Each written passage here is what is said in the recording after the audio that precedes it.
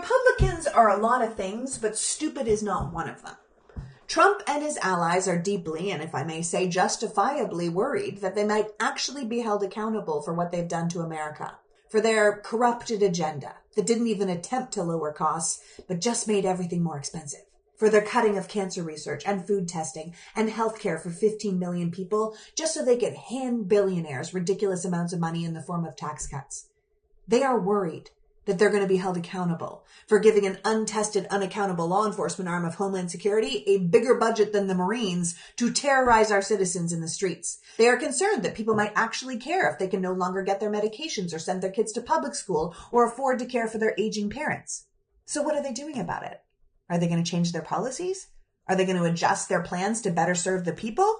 No, they're going to strong-arm states like Missouri and Nebraska and Indiana to cheat their way to victory. Republicans are trying to add over a dozen new Republican congressional districts across the country to rig the midterms. So even if there is a blue wave in 2026, with Americans demanding accountability and demanding a Congress that actually does its job to act as a check on the administration, they will still retain power because it was impossible for their opponents to win.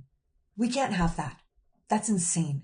Accountability is everything. And if we have learned anything from this period of time, it's that checks and balances are essential. MAGA can't just be allowed to hold on to power indefinitely because they cheated and we let them.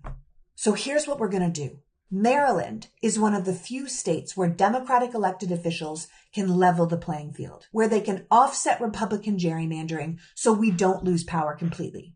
So if you're in Maryland, this is for you. Or if you know someone who lives in Maryland, send this to them. Or if you just want to reach out to Wes Moore and the Democratic representatives of Maryland from somewhere else in the country, you can do that too. But we need to tell Governor Moore and the Maryland lawmakers to do absolutely everything they can to stop the Republicans from hijacking the midterms. To remind them that if they have the opportunity to draw congressional maps to counter the Republicans' attempt to rig elections in other states, they have to take it. They have to fight back because they have the power to counter this attempted takeover, and it is their responsibility to use it.